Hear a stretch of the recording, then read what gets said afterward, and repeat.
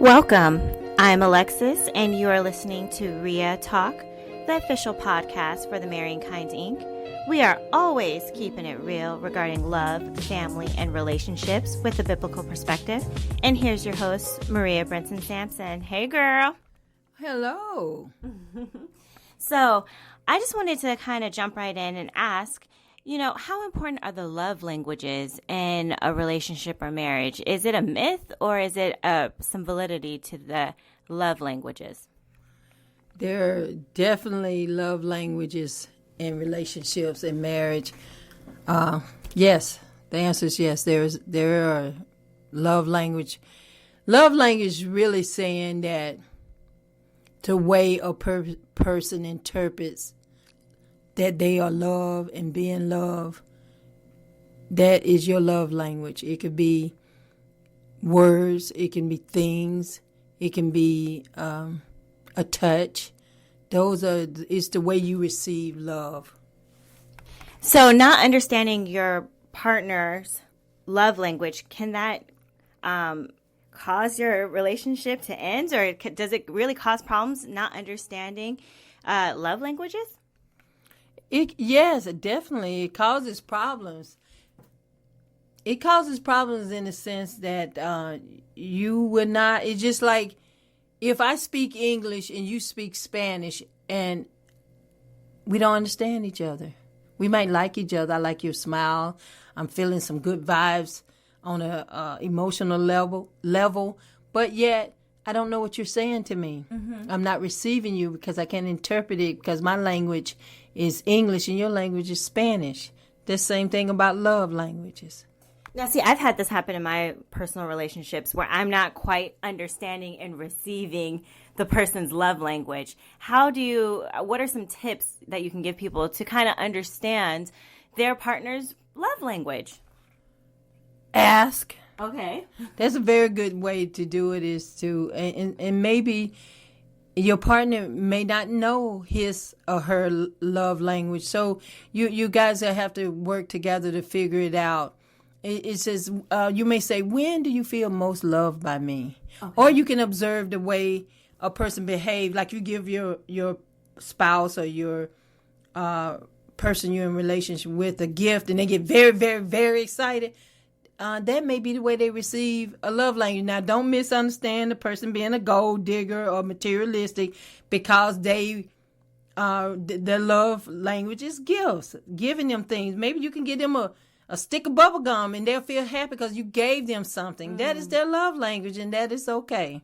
Right, because I think most men think that a women's love language is, I have to give gifts. And that's not necessarily true, because that's not my love language. Sometimes I feel like that's being lazy just to pacify me with a gift.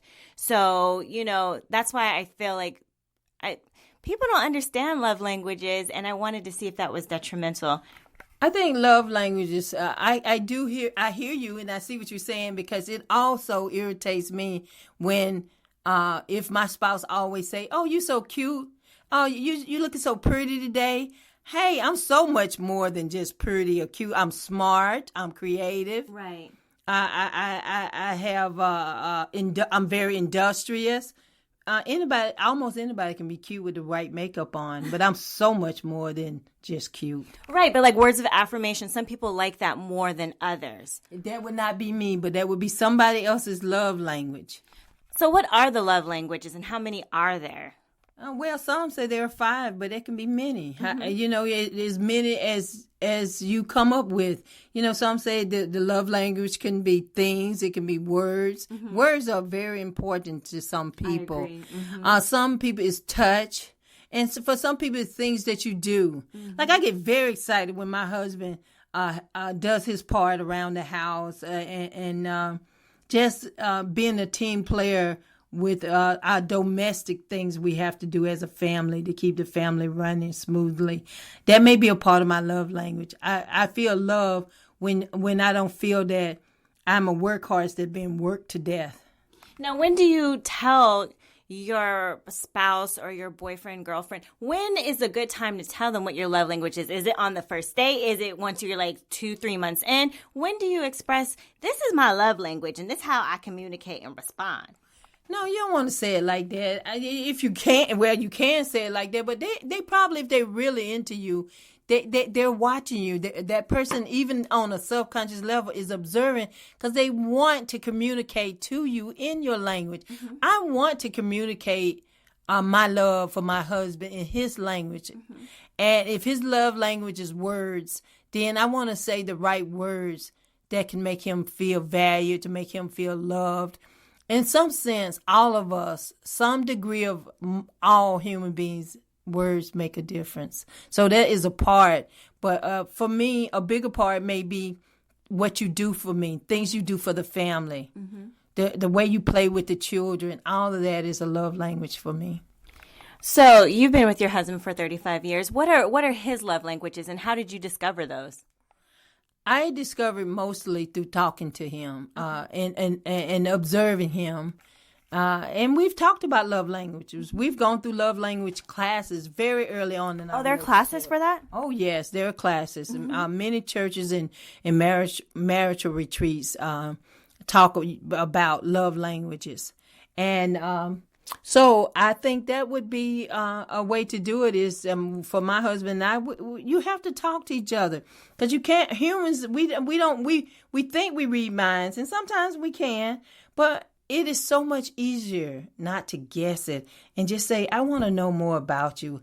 I want to make you happy. What make you happy? What can I do to help bring out the happy that's already in you? Right. So what are his love languages, if you could just name 3? If I can name 3 of his love languages for my husband? Yeah, for your husband. I don't know that he has 3. I know he has 1. Words are very important to my husband. He's impacted by words. Okay. So his love language is what you say to him.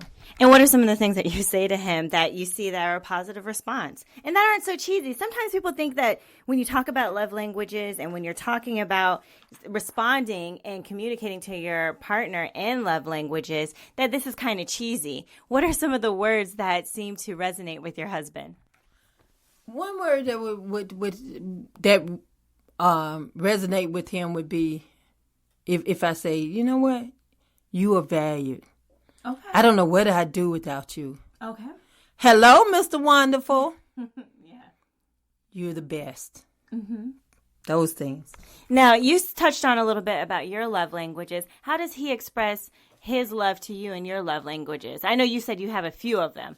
Okay, for example, acts of service. You remember I said things that you do around the house, and those are acts of service. That would be expressions of love because that lets me know that you value me and you're not taking me for granted, and you know that we are a team. You're showing me I am a team player, and I love team players because when teamwork makes the dream work. Mm-hmm. And how does he show you that? What does he do specifically to show you that? Change the oil in all the vehicles. Okay. He would maybe if he brings down the laundry every day. My husband's so good at taking out the trash, and I value that. It may seem like a little thing, but that's something he does, and he doesn't expect me to do it because if I try to do it, it's already done. And he always takes the dog for the walk. He that's the thing he and his dog do. They bond during the walking times, and that makes me feel loved because those are things I don't have to take care of. The dog feel loved, and because I can see the happiness from our dog, it makes me happy too. Now, when someone is in a relationship, how do they prioritize the love languages? There's certain things that are, you put as a priority in your relationship, where does the love languages fall?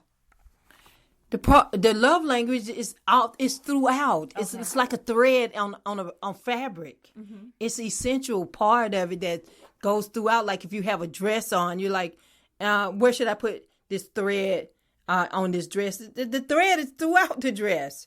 So the love language is throughout the relationship.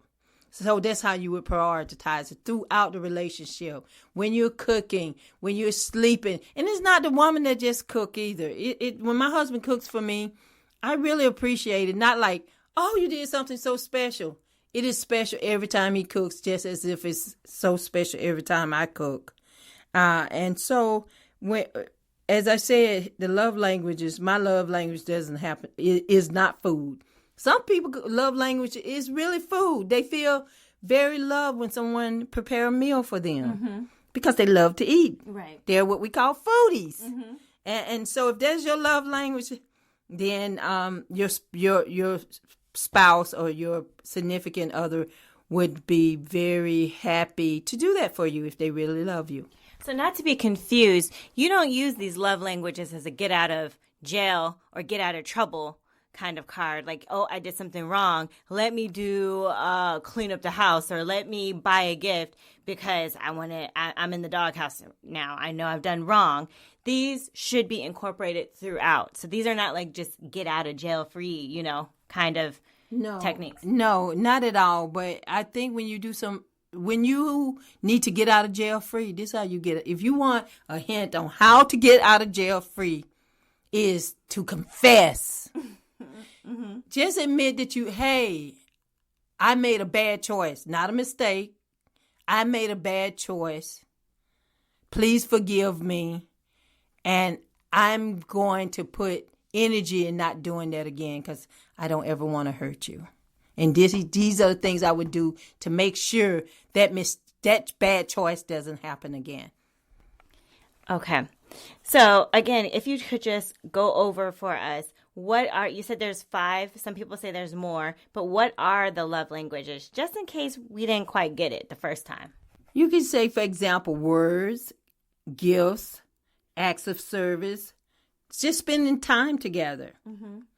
And you may say physical touching. Okay. Those are 5 of the ones that come to mind for me, the physical touching part. And when you asked earlier, if that's part of my love language, what else is so you can have more than one love language. Okay. For me, physical touching, I think that, and then I would dare to say, I won't say all people, but I believe all people, but most people, touch is very important. From the time you are conceived into your mother's womb, that touch becomes very important and throughout our lives. And some people are all cranky and mean-spirited because they haven't been touched in a soft and loving way. And that may just be their love language and they don't know it. Now, I'm glad you touched on touch because some people, people have varying degrees of touching. A lot of people were not raised where physical touch, that's something like public displays of affection, PDA, that was not something that was to be done. So, just talk about that because I think some people don't understand that. There's some people that love to give PDA and love to be like all over each other in public. And there's some people that are a little bit reserved, but that doesn't mean that they are not into the person or that's not their love language. I think when it doesn't mean that you're not into the person, but see, that may be your person's love language, physical touching. So there has to be a balance. I would have a conversation. I'm the type of person, I like public display of affection, but not too inappropriate. I don't need you to be sticking your tongue down my throat in the middle of the street or on the corner while we're crossing the street or in a restaurant. For me, that's inappropriate. And I think it's inappropriate, period. I do not want to see someone in the restaurant putting their tongues down each other's throat while I'm trying to eat. But if your spouse's love language, physical touching, is the right thing at the right time. And so I would think that's what you would have to have a discussion, have a conversation with your person about. Even if you were not born or you were not raised touchy-feely. See, I'm a touchy-feely person. Just a reminder, we turn off all phones. Yes, we do. We do more than touch it to turn off phone. We break the phone when it won't turn off. I'm gonna break it right now. Throw it out. It's gone, people. Anywho, I think that's what you should do. And the people who weren't raised being touchy-feely, well, it doesn't mean that you don't want to be touched. you're just not used to that touch and it feels weird to you. And when you love somebody, you allow them to touch you, to feel you, and you will be amazed that you too will get very positive outcome from being touched finally. That is what you have been missing. That soft, gentle, loving touch. Now, what does the Bible say about love languages? Is it anywhere in the Bible where it says, there's love languages or addresses the love languages? The Bible talks about love itself and around 1 Corinthians, the 13th chapter. And throughout the Bible, it talks about spending time together. It talks about time, people growing. There's a time and a season for everything. All these language, give and it shall be given. Many people say, I'm not giving that person something. They don't give me nothing. Got to give me something first. But see, that is not scripture. The scriptures tell each individual, give and it shall be given. And that's giving, like I said, acts of service, giving kind words, complimentary words, encouraging words. So all of that is what the Bible said when it said give and it shall be given. So if you give quality time to your relationship, give physical touch to your relationship, acts of service to your relationship, all of that is biblical. Okay. Just in the scripture that says give and it shall be given. Okay, guys, that's it for RiaTalk, where we're always keeping it real regarding love, families, and relationships with a biblical perspective. Please follow us on Instagram at I Am The Marrying Kind or our Facebook page, The Marrying Kind Inc. You can also download and listen to RiaTalk on the Google iTunes Play Store, on the Apple iTunes Store or the Google Music Play Store. And we will see you next week.